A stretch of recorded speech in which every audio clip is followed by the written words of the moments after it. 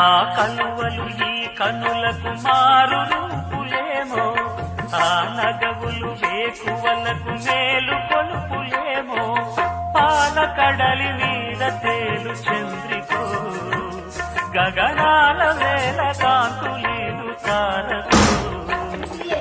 వెన్నెల్ల వస్తాడు ఓనాడు రాజంటి గొప్పింటి మొగుడు, ఊరంతా సందళ్ళు ఆనాడు వాడంతా వియ్యాలవారు.